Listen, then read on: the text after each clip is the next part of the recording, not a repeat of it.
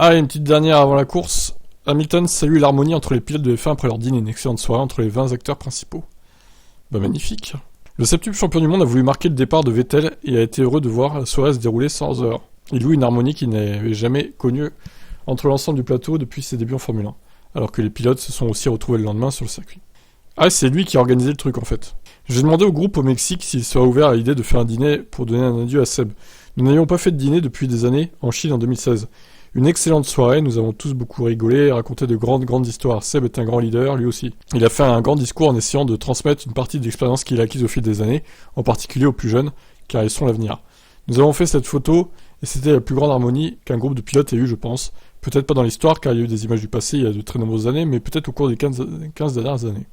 Les pilotes ont tous apprécié, au point qu'ils devraient réitérer cette initiative régulièrement. Après coup, on s'est dit qu'on devrait faire ça tout le temps. Peut-être que nous en ferons un événement annuel ici, et peut-être que nous en ajouterons un autre dans l'année.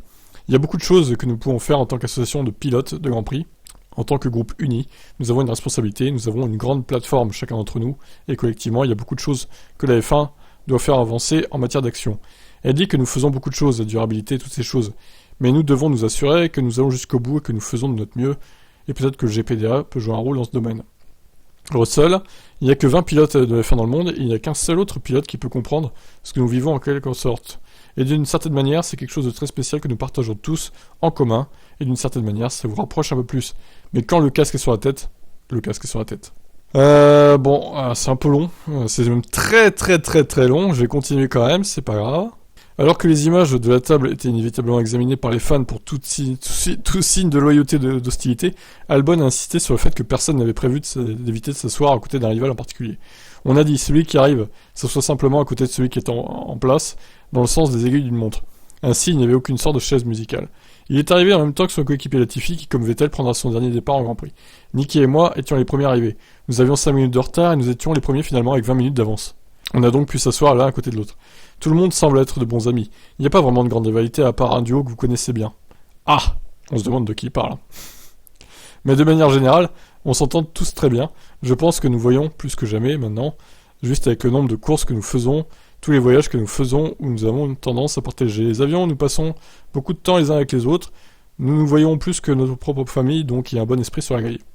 2 ans de restrictions à cause du Covid ont rendu un tel événement impossible jusqu'à récemment. De nombreux pilotes sur la grille n'avaient jamais rencontré tous leurs rivaux en même temps. C'était la première fois que je faisais une telle chose. Je pense que c'est cool, note Norris, arrivé en 2019. Vous avez en quelque sorte grandi dans le monde du sport automobile, vous n'êtes pas obligé de pas vous aimer. Mais vous ne grandissez pas pour vous aimer. Vous les voyez toujours comme des ennemis plutôt que plus que tout. Ah, c'est pas faux ça. Donc, pour la première fois, c'est en fait une sensation assez différente d'être assis là, à parler à tout le monde complètement loin d'une piste de course et loin de la course. Donc c'est sympa. J'ai parlé avec des pilotes avec qui je n'avais jamais presque parlé auparavant.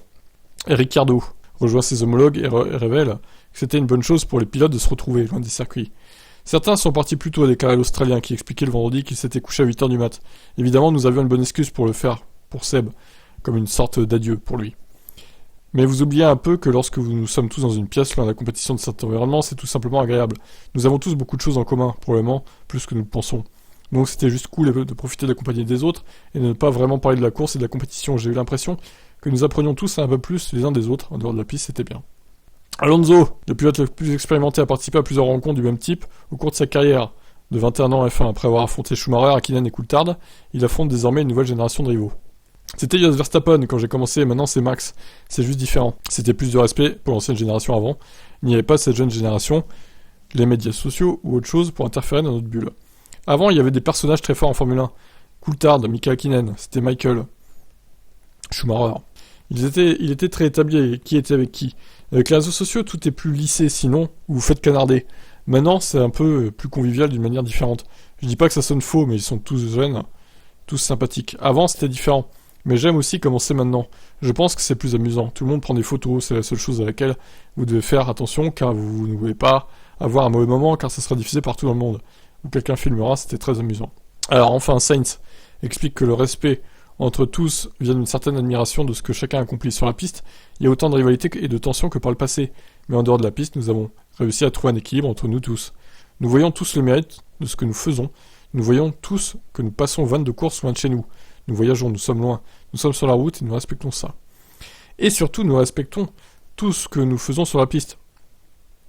Vous ne pouvez pas imaginer les risques que nous prenons, la vitesse à laquelle nous allons dans ces voitures, la folie des limites de chacun, le talent qu'il y a sur la grille. Nous respectons et admirons tout ça, les uns des autres. En dehors de la piste, nous avons l'occasion de profiter d'une certaine compagnie que nous espérons voir augmenter à l'avenir. Magnifique.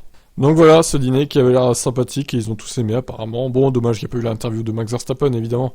On aurait aimé avoir son avis. Mais bon, sinon l'article aurait duré 10-15 minutes même, avec tous ces pilotes-là. Bah écoutez, voilà. Bon moment entre les pilotes. À voir s'ils vont faire ça tous les ans maintenant. À part évidemment la rivalité. Hein. Il y a quand même Albon qui a dit qu'il y avait... Il n'y a pas vraiment de grande rivalité à part un duo que vous connaissez bien. Voilà, ça veut dire ce que ça veut dire, hein. Max et Lewis, évidemment. Allez, ciao ciao.